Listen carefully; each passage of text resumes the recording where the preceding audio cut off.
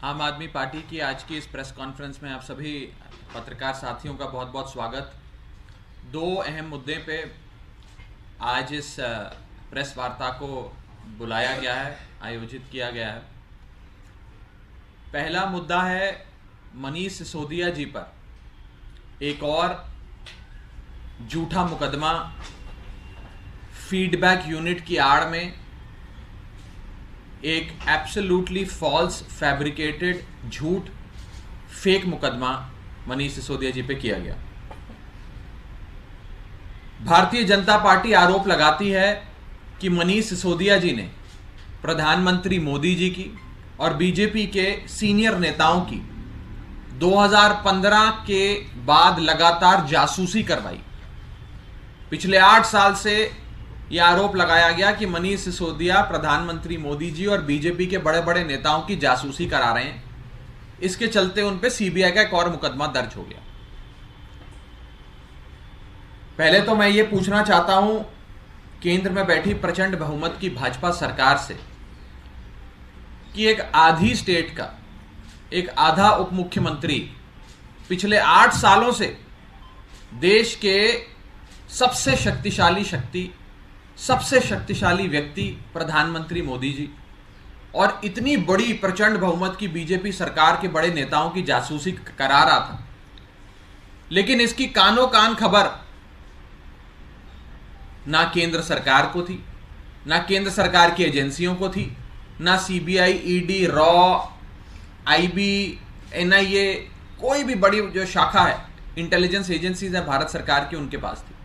और 8 साल से ये चीजें चल रही हैं। अगर ऐसा हो रहा है तो सबसे बड़ा सवाल तो भारत की एजेंसियों की और केंद्र सरकार की काबिलियत पे खड़ा होता है। अगर 8 साल से आप एक आधी सरकार का आधा मुख्यमंत्री, उप मुख्यमंत्री आपकी जासूसी करा रहा था और आपको 8 साल तक पता नहीं लगा, तो फिर चीन और पाकिस्तान आपके साथ क्या क्या कर रहा है, उससे तो फिर आप क्या ही लड़ पाएंगे।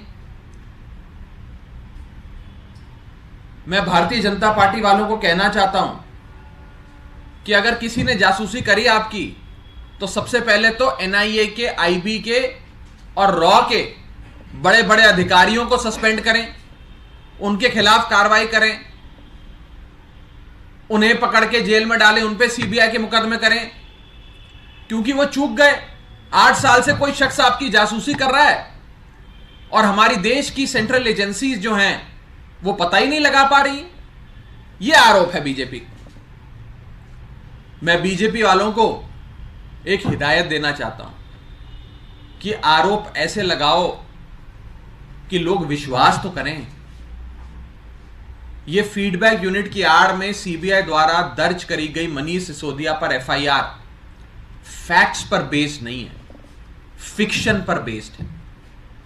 The FIR registered by the Central Bureau of Investigation against Manish Sisodia on the alleged pretext of snooping using a feedback unit is not based on facts and is purely based on fiction. ये BJP के अपने मन के ख्याल हैं और एक ही मकसद से ये जासूसी के नाम पर एफआईआर दर्ज करी गई मनीष सिसोदिया जी पर कि मनीष सिसोदिया बाहर ना आ पाए। एक मुकदमे में बेल मिले तो दूसरा मुकदमा दर्ज कर दो, दूसरे मुकदमे में बेल मिले तो तीसरा मुकदमा दर्ज कर दो। मुकदमे दर्ज करके यह चीज सुनिश्चित करो कि अरविंद केजरीवाल का दाहिना हाथ दिल्ली के उप मुख्यमंत्री मनीष सिसोदिया जेल से बाहर ना आ पाए। इसी कवायद में पूरी केंद्र सरकार लगी है। चीन भारत की सरजमी पे कब्जा करने की कोशिशें करता है, पाकिस्तान अपनी नापाक कोशिशें करता रहता है, लेकिन हमारी जांच एजेंसियां मनीष सिसोदिया को पकड़ के जेल में डालती हैं। इंटरनल सिक्योरिटी, चीन, पाकिस्तान, इनसे कैसे लड़ाई लड़नी है, इनसे कैसे निपटना है, उस पर हमारी एजेंसियों का बिल्कुल भी ध्यान नहीं है। मैं भारतीय जनता पार्टी के लोगों को कहना चाहूंगा कि अगर 8 साल तक देश की राजधानी में बैठा कोई शख्स, ना उसके पास पुलिस, ना उसके पास एंटी करप्शन ब्यूरो, ना उसके पास विजिलेंस विभाग, ना उसके पास कोई शाखा, वो फिर भी 8 साल तक प्रधानमंत्री जी की और बीजेपी के बड़े बड़े नेताओं की फीडबैक यूनिट के नाम से जासूसी करा रहा था। तो क्या हमारी देश की एजेंसियां, इंटेलिजेंस एजेंसियां सो रही थी? क्या हमारी एनआईए, रॉ, आईबी और तमाम इंटेलिजेंस एजेंसियां चैनल पे टाटा आईपीएल आओ तुम्हें जियो सिनेमा पे असली आईपीएल दिखाएं। अरे भैया इतने पास गले लगोगे क्या? प्रणाम धोनी भैया। अब खेल ले हम। हाँ खेलो खेलो। अब डिजिटल इंडिया देखेगा डिजिटल टाटा आईपीएल सिर्फ जियो सिनेमा पे, किसी भी स्क्रीन पे, किसी भी मोबाइल नेटवर्क पे, बिल्कुल फ्री।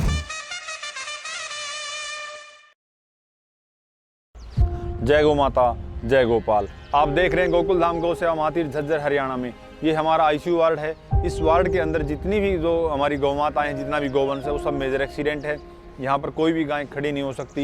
इनको मशीनों द्वारा बारी बारी करके खड़ा किया जाता है और उन गायों को मशीनों में खड़ा करके उनकी पैरों की मालिश की जाती है ताकि वो खड़ी होने में सक्षम हो सकें और अपने पैरों पर चल सकें। यहाँ पर जितना जो गौवंश है वो एक्सीडेंट के कारण, किसी गाय की रीढ़ की हड्डी टूटी हुई है, किसी गाय का एक पैर कटा हुआ है, यहाँ तक कि किसी गाय के चारों पैर कटे हुए हैं। तो आप इन गौवंश की पीड़ा समझ सकते हैं। और इन गायों को, सभी गायों को यहीं पे चारा पानी दिया जाता है। सुबह शाम इनको पलटी लगाई जाती है ताकि इनको जख्म न बने और इनको बैठाया जाता है। गोकुल धाम की जो एम्बुलेंस सेवा है वो 24 घंटे निरंतर जारी रहती है। दिन हो, रात हो, सर्दी हो, गर्मी हो, बारिश हो, कभी भी हमारी एम्बुलेंस सेवा रुकती नहीं है। कोई भी गाय रोड पे एक्सीडेंट होती है, बीमार होती है या दुर्घटना में कहीं घायल होती है, उनको लाकर यहाँ पर सेवा की जाती है और ये पूरी की पूरी सेवा निःशुल्क है। गोकुल धाम में अभी लगभग 1000 से ज़्यादा गौवंश उपचाराधीन है और पिछले 10 वर्षों में गोकुल धाम ने 75,000 से अधिक गायों का इलाज किया, जो कि आप सभी के सहयोग से ये संभव हो पाया है। और मैं आप सभी गौभक्तों से अपील करता हूँ कि आप ज़्यादा से ज़्यादा गोकुल धाम में इन बीमार गायों के लिए सहयोग दें, ताकि हम समय रहते जो हमारी रोड पे जो गायें एक्सीडेंट हैं, गोकुल धाम में जो बीमार गायें हैं, इनकी हम समय रहते उपचार कर सकें और इनकी जान बचा सकें। जय गौ माता, जय गोपाल।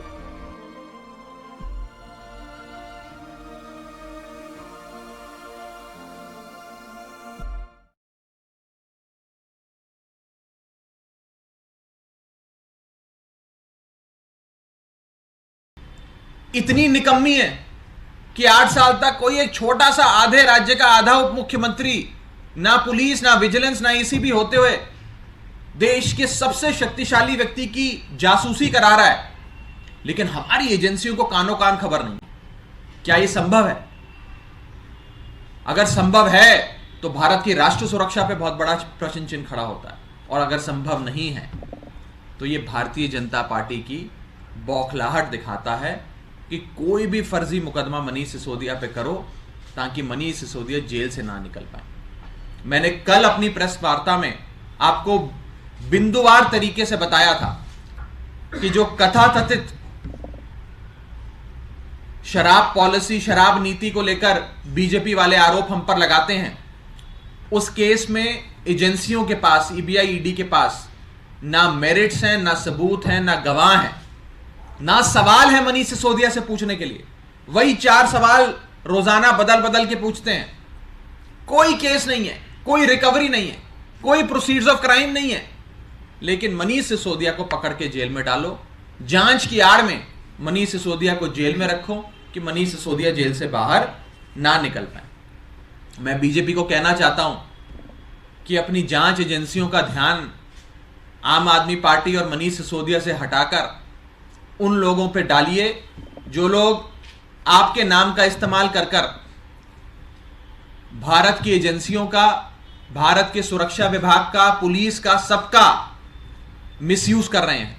अभी हाल ही में हमने देखा कि गुजरात के भारतीय जनता पार्टी के एक साधारण कार्यकर्ता किरण भाई पटेल अपने आप को प्राइम मिनिस्टर्स ऑफिस का एडिशनल डायरेक्टर बताते हुए पिछले 6 महीने से कश्मीर में रह रहे हैं, उन्हें कश्मीर की स्थानीय एडमिनिस्ट्रेशन ने Z+ सिक्योरिटी दी हुई है।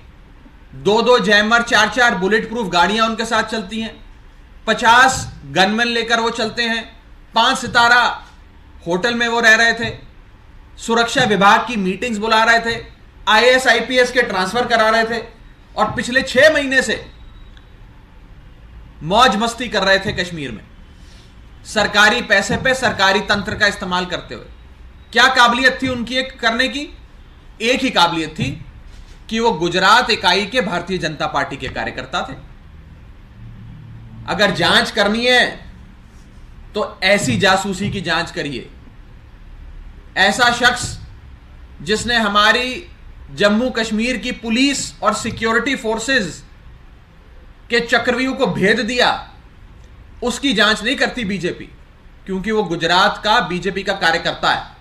लेकिन मनीष सिसोदिया पर झूठे मुकदमे करते हैं और कहते हैं कि मनीष सिसोदिया 8 साल से प्रधानमंत्री जी और भारतीय जनता पार्टी की जासूसी कर रहे थे।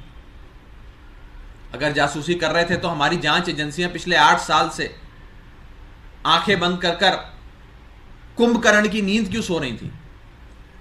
ये एक बहुत बड़ा सवाल है। और इस सवाल के साथ साथ मुझे लगता है यह चीज क्लियर हो जाती है कि भारतीय जनता पार्टी के पास कोई केस नहीं है, विश्वसनीय आरोप भी नहीं है। विश्वसनीय केस तो छोड़ दीजिए, बस मकसद एक है कि मनीष सिसोदिया जेल से ना निकल पाए। मनीष सिसोदिया जेल में ही बंद रहे। Let me ask you a private question. How much money are you making every month? How much money do you really want to make every month? चलो लाखों बना लोगे आप, करोड़ों भी बनाओगे महीने का, पर at the end of the day क्या मतलब है? ज्यादा पैसे भी बन गए पर फ्रीडम नहीं है। If you're not able to live the life the way you want, travel you want, take vacation you want, if you're not living this life, तो पैसों का क्या मतलब है? You see, I'm here right now in Vancouver. I'm with one amazing friend, amazing entrepreneur.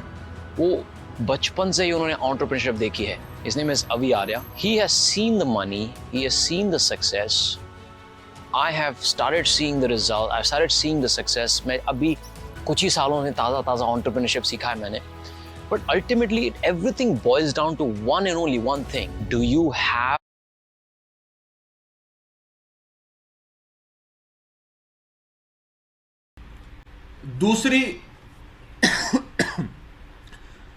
दूसरा महत्वपूर्ण विषय आज की इस प्रेस कॉन्फ्रेंस का, बीजेपी द्वारा दिल्ली विधानसभा में लाया जा रहा नो कॉन्फिडेंस मोशन। आप सब जानते हैं कि दिल्ली विधानसभा 70 विधायकों की विधानसभा है। किसी भी पार्टी को सरकार बनाने के लिए 70 में से 36 कम से कम चाहिए होते हैं, बहुमत के आंकड़े से एक ज्यादा। जिसके 70 में से 36 विधायक होते हैं उसकी सरकार होती है। आम आदमी पार्टी के 70 में से 62 विधायक हैं, 62, और बीजेपी के मात्र 8 विधायक हैं। यानी कि आम आदमी पार्टी के पास दिल्ली वालों के प्यार और आशीर्वाद के साथ साथ एक प्रचंड बहुमत है दिल्ली विधानसभा में। 70 में से 62 यानी कि लगभग 90% मेजॉरिटी आम आदमी पार्टी के साथ है, और सदन की 10% सीटें बीजेपी के पास है। लेकिन उन 8 सीटों की बदौलत भारतीय जनता पार्टी दिल्ली विधानसभा में नो कॉन्फिडेंस मोशन लाकर केजरीवाल सरकार गिराना चाहती है। केजरीवाल सरकार को नो कॉन्फिडेंस मोशन लाकर गिराना चाहती है। सरकार गिराने के लिए आपको विधायक चाहिए। विधायक अगर बीजेपी की तरफ हो गए तो सरकार गिर जाती है। आपने देखा कि कैसे महाराष्ट्र से लेकर मध्य प्रदेश तक विधायक बीजेपी ने खरीद लिए, विधायकों को बीजेपी ने तोड़ लिया और उस समय की स्थानीय सरकारों को गिरा दिया। आज वैसे ही बीजेपी दिल्ली में केजरीवाल सरकार गिराने की कोशिश कर रही है। और यह मेरा सीधा आरोप है कि नो कॉन्फिडेंस मोशन लाकर, नो कॉन्फिडेंस मोशन की आड़ में बीजेपी लगातार आम आदमी पार्टी के विधायकों से संपर्क कर रही है, उन्हें डरा रही है, धमका रही है और 2 ऑप्शन दे रही है। Option number 1, Bharatiya Janata party join कर लो, हमारी पार्टी में शामिल हो जाओ, अरविंद केजरीवाल को छोड़ दो, और अगर पहला ऑप्शन नहीं पसंद तो फिर हम दूसरा ऑप्शन लागू कर देंगे। दूसरा ऑप्शन है ईडी सीबीआई पकड़ के आपको जेल में डाल देगी। तो अगर अपनी स्वतंत्रता, लाइफ एंड लिबर्टी, अपनी आजादी प्यारी है तो बीजेपी में आ जाओ, नहीं तो पकड़ के सीबीआई ईडी आप पर कोई भी मुकदमा दर्ज कर मन गढ़ंत आरोप लगाकर आपको जेल में डाल देगी। ये दो ऑप्शन हमारे कई विधायकों के सामने बीजेपी रख रही है और साफ तौर पे कह रही है कि अरविंद केजरीवाल का दामन छोड़ो, आम आदमी पार्टी की पीठ में छुरा भोंको और आम आदमी पार्टी को छोड़कर बीजेपी में आओ, ताकि हम इस नो कॉन्फिडेंस मोशन के सहारे अरविंद केजरीवाल की सरकार गिरा दें दिल्ली में। ये भारतीय जनता पार्टी की नापाक कोशिशें दिल्ली में चल रही हैं। ये लोकतंत्र से खिलवाड़ बीजेपी का देश की राजधानी में चल रहा।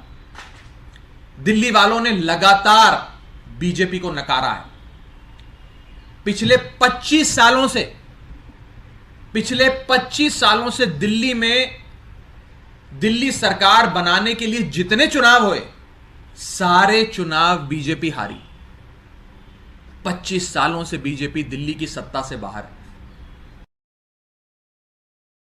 SQL or SQL is an absolute must skill to have if you want to even think about starting your career as a data analyst or 2013 में जब आम आदमी पार्टी ने पहला चुनाव दिल्ली का लड़ा, बीजेपी हारी। 2015 में जब आम आदमी पार्टी ने दूसरा चुनाव दिल्ली में लड़ा, बीजेपी हारी। जब 2020 में आम आदमी पार्टी ने तीसरा चुनाव दिल्ली में लड़ा, बीजेपी हारी। आज बीजेपी हार हार कर भी सबक नहीं ले पाई।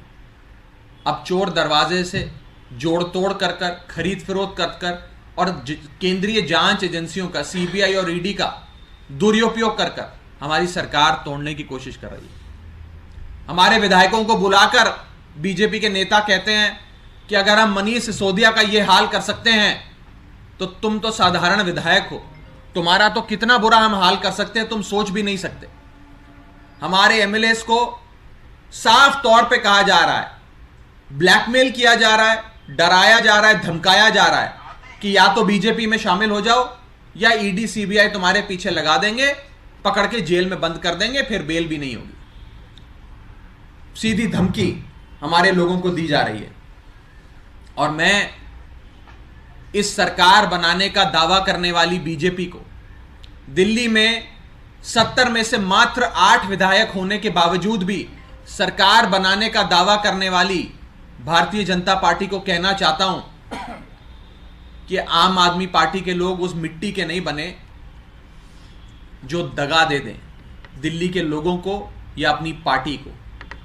आपने कई बार कोशिशें करी हमारे विधायक खरीदने की, 2013 में भी करी, 2015 में भी करी, 2019-20 में भी करी, 2022 में भी करी, लेकिन आप हमारे एक विधायक को नहीं तोड़ पाए। एक विधायक को। आम आदमी पार्टी कांग्रेस पार्टी नहीं है जिसके विधायक डर के या प्रलोभन के चलते अपनी पार्टी छोड़कर बीजेपी में शामिल हो जाए। यह आम आदमी पार्टी आंदोलन की कोख से जन्मी पार्टी है। हम उस मिट्टी के नहीं बने कि हम अपनी पार्टी छोड़कर बीजेपी के पास चले जाएं और दिल्ली वालों से दगा कर लें। मेरा बीजेपी को यही सुझाव रहेगा कि ये नापाक कोशिशें बंद करिए। जनता के दिए गए फैसले का, चुनावों में जब जनता अपना मतदान देती है, उस फैसले का अपमान मत करिए, उसकी कद्र करिए और जनता के फैसले को स्वीकार करना सीखिए।